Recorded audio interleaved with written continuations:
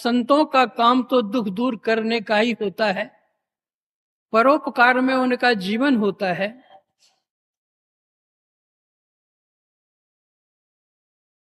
आप मेरे दुख को दूर कीजिए, मैं आपकी आभारणी बनी रहूंगी जीवन पर्यंत।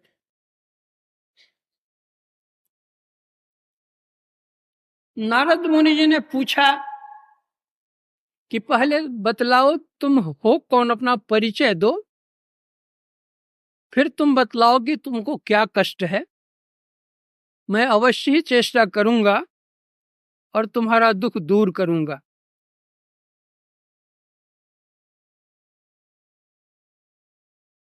उस युवती ने कहा, मेरा नाम भक्ति है, मेरा जन्म द्रविड़ में हुआ, कर्नाटक में मैं बढ़ी, महाराष्ट्र में मेरा जहां तहां बहुत सत्कार हुआ, और जब मैं गुजरात आई तो वहां बूढ़ी हो गई।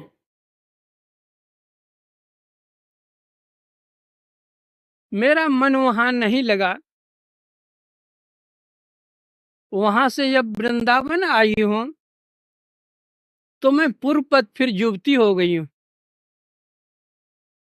और ये जो मेरे सामने पड़े हुए हैं अचेतावस्था में, इन दोनों में से एक का नाम है ज्ञान और दूसरे का नाम है वैराग्य। ज्ञान और वैराग्य को, योग को मैं चाहती हूं चेतनावस्था में लाने के लिए, लेकिन कितनी चेष्टा करने के बावजूद भी ये दोनों होश में नहीं आ रहे हैं, बेहोश पड़े हुए हैं। आप कृपा कीजिए। नारद जी ने कहा, अच्छा तुम शांत रहो, मैं चेष्टा करता हूं। नारद जी घूमने लग गए, क्या उपाय किया जाए। तीर्थों में गए, वहां उन्होंने पंडों को देखा।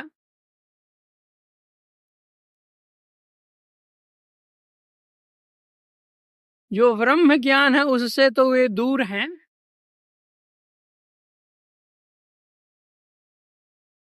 पूजा करते हैं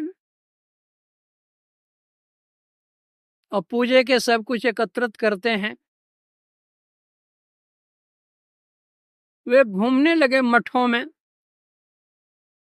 धामों में, आश्रमों में। उन्होंने देखा कि उस समय के जो साधु लोग हैं, कहलाने के लिए तो ये साधु हैं लेकिन बड़े पाखंडी हैं ये लोग। देखने में तो वेशभूषा साधु का है, लेकिन गृहस्थों से भी ये बदतर हैं।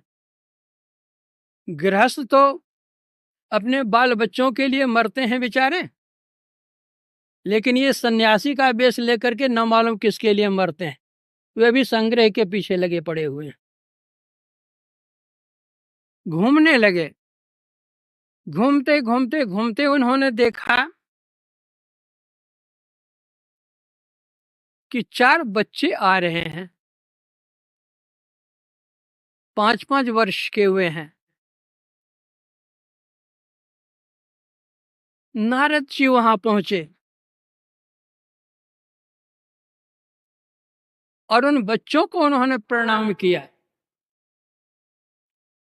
वे बच्चे कोई सामान्य बच्चे नहीं थे, वे थे सनक सनंदन सनत कुमार सनातन। नारद मुनि जी ने कहा कि आप देखने में तो बाल रूप में हैं, लेकिन आप बड़े महान हैं। आपका ज्ञान महान है, आपकी साधना महान है, आपका तप महान है। आपसे मैं कुछ ज्ञान लेने के लिए आपके पास आया। सनक सनंदन सनत कुमार ने कहा, क्या चाहते हो बतलाओ। तो उन्होंने बतलाया कि ऐसे ऐसे घूमते घूमते मैं वृंदावन गया, वहां एक युवती को देखा जिसके ऊपर सैकड़ों महिलाएं पंखा झल रही थी। दो वृद्ध पुरुष उनके साथ में थे।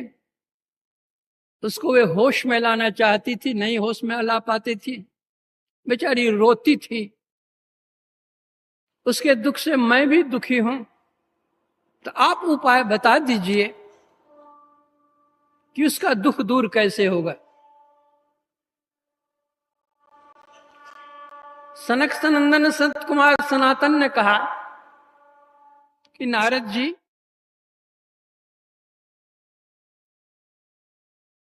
जब तक वह वृंदावन में रहेगी वह तो सुखी रहेगी, लेकिन मन से दुखी रहेगी। और ये जो दोनों उनके साथ में हैं, वे कभी होश में आने वाले वहां नहीं हैं। इसलिए उनको कहिए कि वे उस स्थान पर जाएं जहां आध्यात्म ज्ञान के महापुरुष हों और जहां सत्संग वार्ता हो। आध्यात्म ज्ञान को सुनते सुनते, सत्संग वार्ता सुनते सुनते, ये जो ज्ञान है वैराग्य है, ये दोनों होश में आ जाएंगे।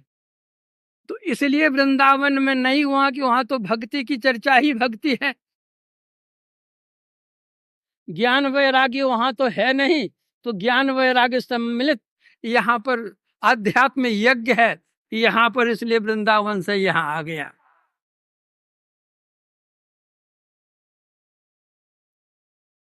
गोस्वामी तुलसीदास जी महाराज ने रामचरितमानस में लिखा, पावन पर्वत वेद पुराना, राम कथा रुचि राकर नाना, मर्मी सज्जन सुमति कुदारी, ज्ञान विराग नयन उर्गारी, प्रीत सहित खोजे भाव सहित खोजे जो प्राणी, पाव भगत मनि सब सुख खाने। उसी भक्ति की चर्चा यहाँ है, लेकिन मात्र भक्ति नहीं है, उसके साथ ज्ञान और योग युक्त है।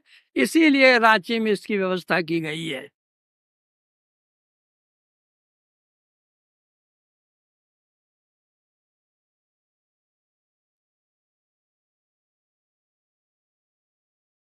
अभी आप लोगों ने पूर्व वक्ताओं से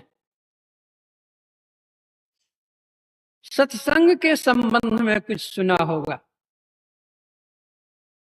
सत्संग क्या है, इसकी क्या महत्ता है, इसकी क्या उपादेयता है, इसकी क्या आवश्यकता है।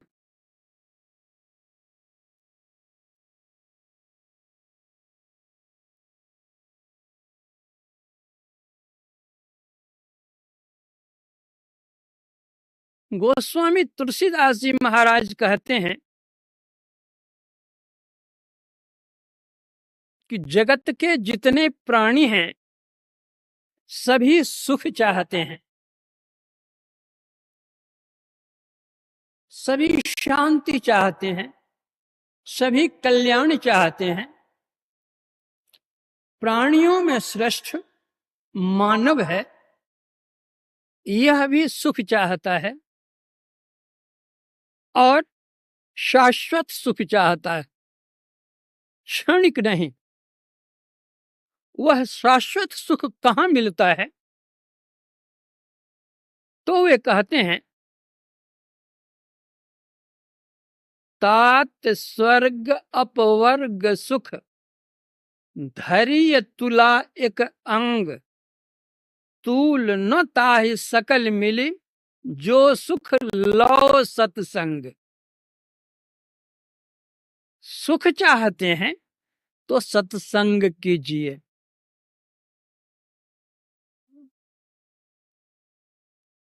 सात प्रकार के स्वर्ग हैं।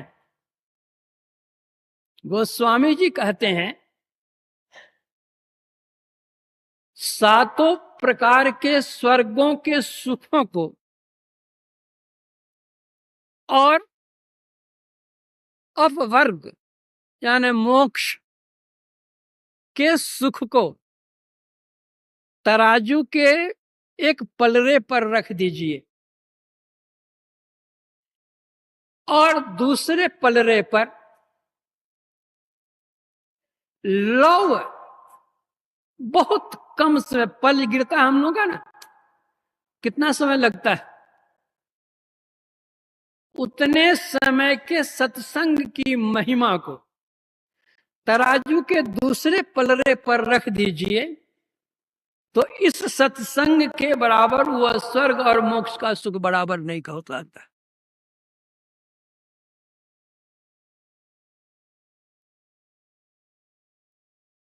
आप कहेंगे यह कैसे?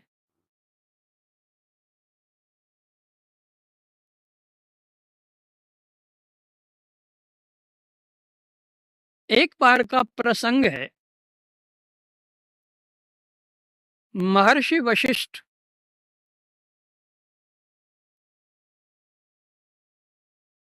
राजर्षि विश्वामित्र के यहां गए। विश्वामित्र जी ने आव भगत किया, बहुत सेवा सत्कार किया।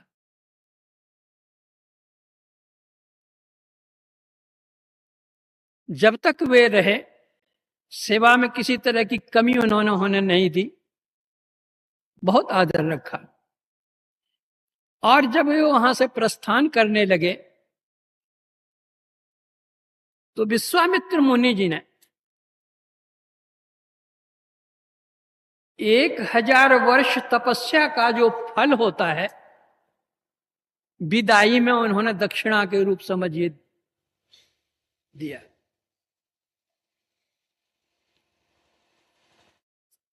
ब्रह्मर्षि वशिष्ठ जी आ गए अपने आश्रम। कुछ दिनों के बाद राजर्षि विश्वामित्र जी ने भी वशिष्ठ जी के यहां आने का कष्ट किया। वशिष्ठ जी ने भी बहुत अवभगत आदर सत्कार किया, रहने सहने खाने पीने सारी व्यवस्था बहुत अच्छी। जब वहां से वे प्रस्थान करने लगे, तो विदाई में उन्होंने आधा पल सत्संग की महिमा दी।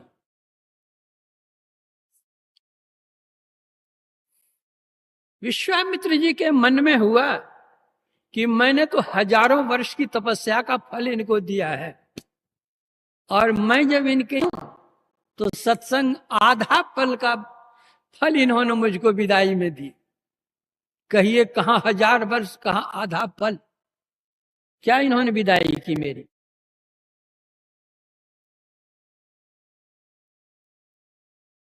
विश्वामित्र बोले तो नहीं, लेकिन मन ही मन उन्होंने सोचा। ब्रह्मर्षि वशिष्ठ, वशिष्ठ ब्रह्मर्षि ही थे, मन की बात को भाप गए और पूछा, मुनि जी आपका मन खिन्न क्यों है?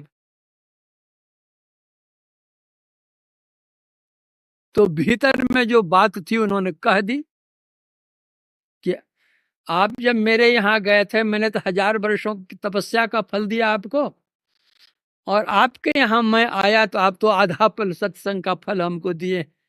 कहां 1000 वर्ष, कहां आधा पल, यह कैसी बात।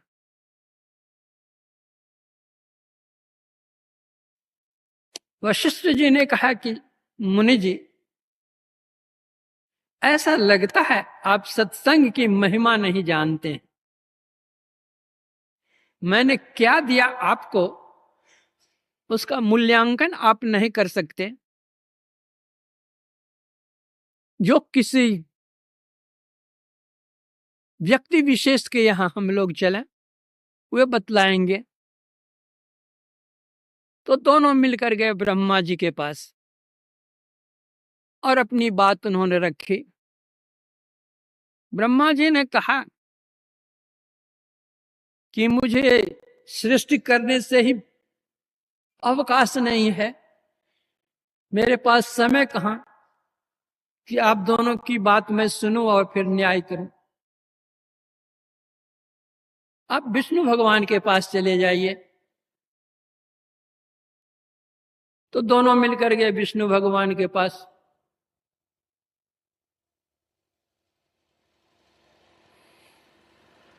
विष्णु भगवान ने भी देखा, बात सुनी, तो उन्होंने कहा देखिए, जो इस विषय के ज्ञाता हों, जो योग ज्ञान ध्यान सत्संग करते हों, उनके पास अगर आप जाइए तो आपका न्याय सही सही होगा। मैं तो पालन करता हूं,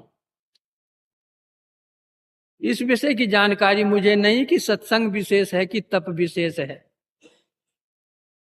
भगवान शंकर महायोगी हैं, उनके पास आप जाइए, वे योग ध्यान जप तप सब बात जानते हैं।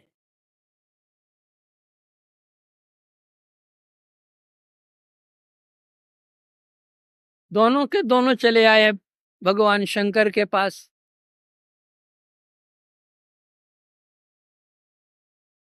अपनी अपनी फरियाद की, उन्होंने बतलाई ऐसी सी बात। भगवान शंकर ने भी देखा कि बला कौन मोल ले, ये वशिष्ठ जी बेचारे तो शांत स्वभाव के संत हैं, ये तो कुछ बोलेंगे नहीं, लेकिन ये विश्वामित्र तो तप के धनी हैं, और तपी को अहंकार बहुत होता है, कहीं श्राप अगर दे दे तो मैं इधर का न रहूंगा और उधर का रहूंगा। तो इन्होंने टाल दिया और कहा कि देखिए, जब से समुद्र मंथन के बाद मैंने विष पान किया है, तब से मेरा दिमाग सही काम नहीं कर रहा है, इसलिए आपका न्याय है वो हम नहीं कर सकते। आप शेष नाग जी के पास चले जाइए, जो पृथ्वी का भार उठाए हुए हैं, वह आपका न्याय कर देंगे। दोनों मिलकर के चले गए शेषनाग जी के पास, अपनी अपनी बातें कही। तो शेषनाग जी ने कहा कि ठीक है, मैं इंसाफ कर दूंगा। आपने जो 1000 वर्ष तपस्या का फल दिया है इनको, उस फल के बल से थोड़ी देर के लिए पृथ्वी को आप रखिए, मेरा दिमाग साफ हो जाएगा, फिर मैं बतलाऊंगा। सिर पर बोझा है, मैं बतलाऊंगा क्या? हमारे सिर के बोझा को हल्का कीजिएगा तो तुम्हें कुछ बतलाऊंगा। तो 1000 वर्ष तपस्या का फल का जोड़ लगाया उन्होंने पृथ्वी उठाने में, लेकिन पृथ्वी टस मस नहीं हुई।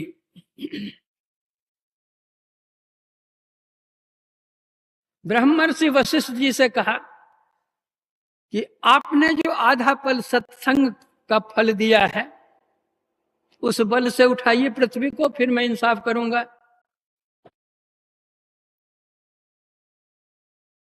तो उस आधा पल सत्संग के फल को उसमें उन्होंने लगाया, पृथ्वी अधर में आकर लटक गई, शेषनाग जी का सिर हल्का हो गया। विश्वामित्र ने कहा कि अब तो सिर हल्का हुआ, अब कहिए आप कौन विशेष है?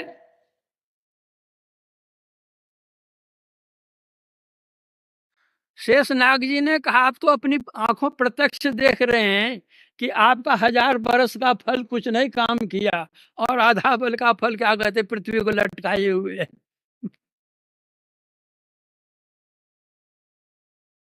तो कौन विशेष कौन कम, सो समझ लीजिए। तो यह सत्संग क्या है? वही तुलसीदास जी कहते हैं तात स्वर्ग अपवर्ग सुख धरिय तुला एक अंग, तूल न ताहि सकल मिल जो सुख लो सत्संग। यह हमारे सत्संगी लोगों के मन में कुछ ऐसा भी हुआ होगा, जो पुराने सत्संगी हैं, कि भक्ति करने से मुक्ति मिलती है और मुक्ति का भी फल दे दिया उसी में, तब भी नहीं हुआ तो भक्ति करने से क्या होगा। यहां जो अपवर्ग सुख कहा गया है, मुक्ति 5 प्रकार की होती है। सालोक्य मुक्ति, सारूप्य मुक्ति, सामीप्य मुक्ति और सायुज्य मुक्ति, और एक है कैवल्य मुक्ति।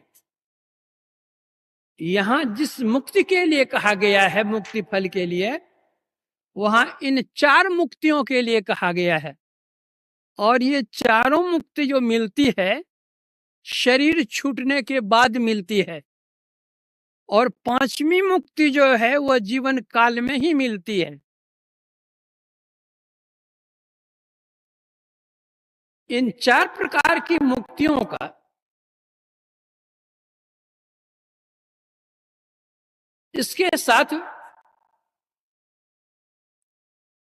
कैवल्य मुक्ति के साथ मेल नहीं मिलाया गया है।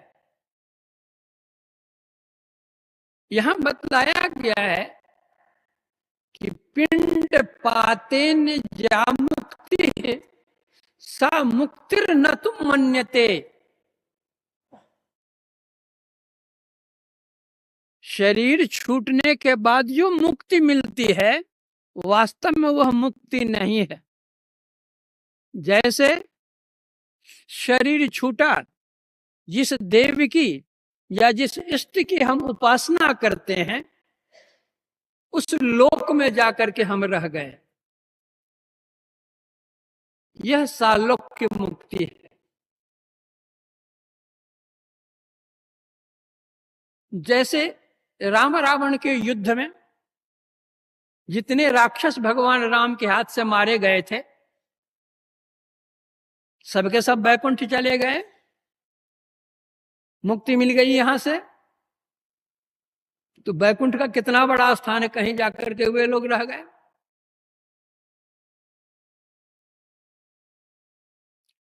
सारूप्य मुक्ति, जिस समय सीता हरण हुआ था, रावण लेकर जा रहा था, रास्ते में जटायु से भेंट हुई, जटायु और रावण का युद्ध हुआ, रावण के अस्त्र से घायल होकर के जटायु गिर गया। भगवान राम जब आए तो देखा कि वह मरणासन्न है। बातें बताकर पूछकर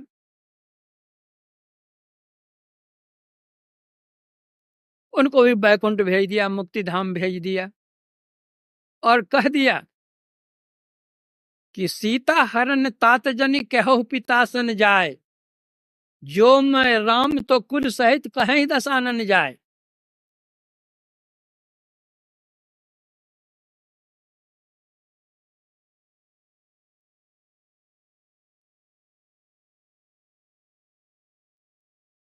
तब जब वहां से जटायु जाने लगा है, तो गृद्ध देह तज धरि हरि रूपा, विष्णु भगवान का रूप धारण करके चतुर्भुज शरीर धारण करके चले यहां से। यह है सारूप्य मुक्ति।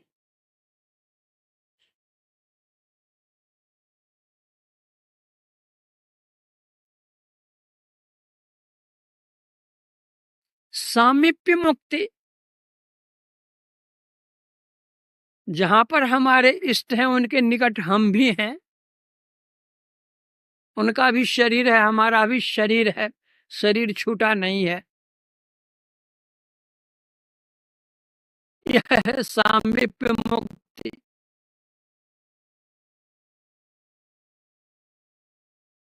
विष्णु भगवान के दरबार में ही जय और विजय रहता था।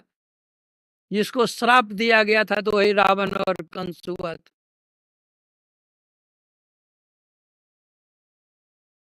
सायुज्य मुक्ति इसको कहते हैं कि अपने इष्ट के शरीर में ही समा जाना। जैसे जब शिशुपाल का शरीर छूटता है भगवान के हाथ से, तो उसकी जो ज्योति थी वो भगवान कृष्ण में समा जाती है।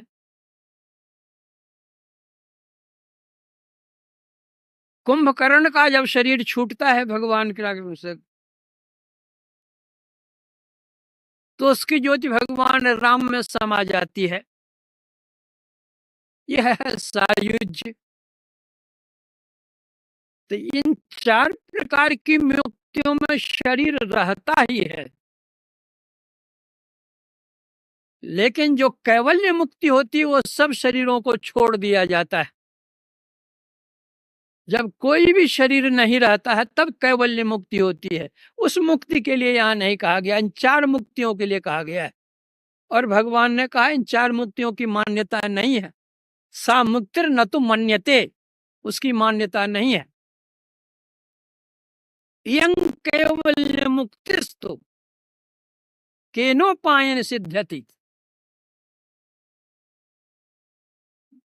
जो अंत साधना करते हैं, अंत साधना करके अंतर ज्योति लाभ करते हैं, अंतर्नाद लाभ करते हैं, और नाद से भी वे परे चले जाते हैं, निशब्दम परमम पदम। वह जो मुक्ति मिलती है असल में वही मुक्ति है। वहां कोई शरीर नहीं रह जाता। असल मुक्ति यह मुक्ति है। तो सत्संग से जो तुलना की गई है स्वर्ग और मुक्ति की, उन 4 मुक्तियों के लिए, उन 7 स्वर्गों के लिए। सत्संग, सत और संग, ये 2 शब्द। वह सत्य क्या है?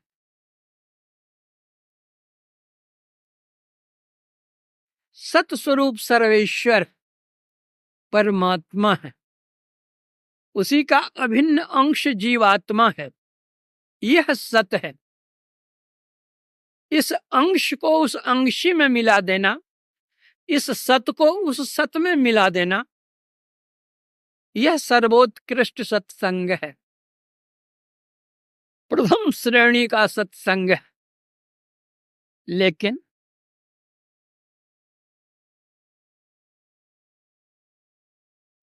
उसके पूर्व जिन्होंने सर्वेश्वर का साक्षात्कार कर लिया है, जो शांति स्वरूप संत हैं, उनके संग को भी सत्संग कहते हैं, और यह द्वितीय श्रेणी का है। संतों का संग भी महान फलप्रद होता है। बल्कि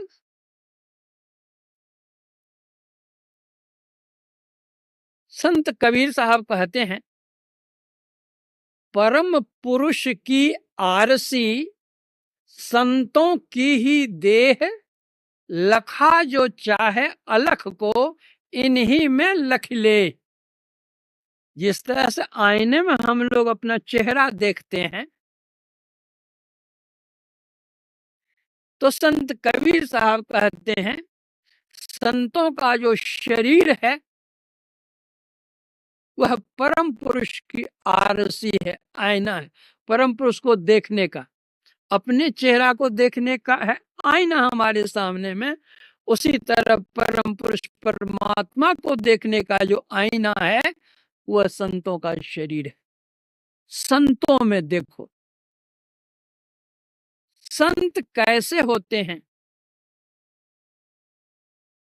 केवल बाल बढ़ा लेने से, या बाल मुड़ा लेने से, या गैरिक वस्त्र धारण करने से, या घर बार छोड़ देने से? संत की यह परिभाषा नहीं है। संत किनको कहते हैं?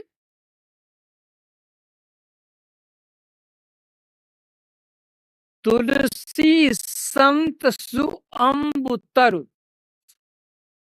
फूले फले पर हेत, इतते ये पाहन हने, उतते हुए फल दे। जो संत होते हैं वे आम के पेड़ के समान होते हैं।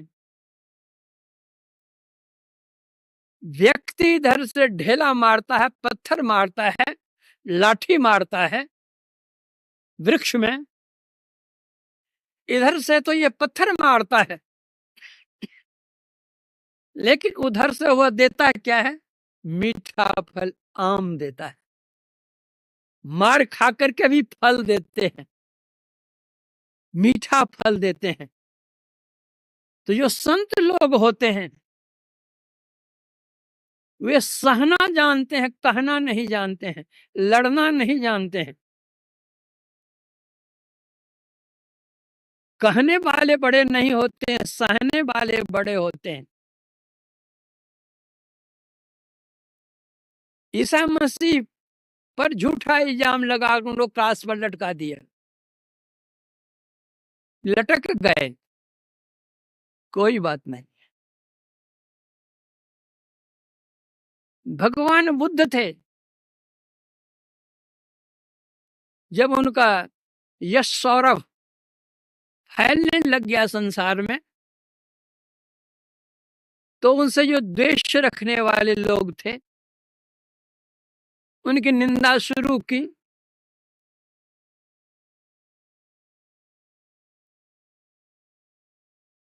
जिनको आस्था थी भगवान बुद्ध में, उन्होंने कहा कि नहीं नहीं, ऐसे वे नहीं हैं।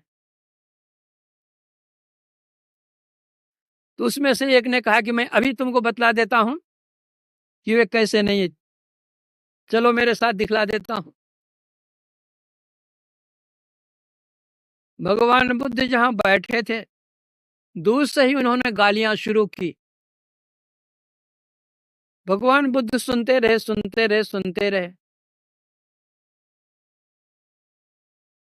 जब नजदीक में वह आदमी आया तो भगवान बुद्ध कहते, आओ मित्र बैठो।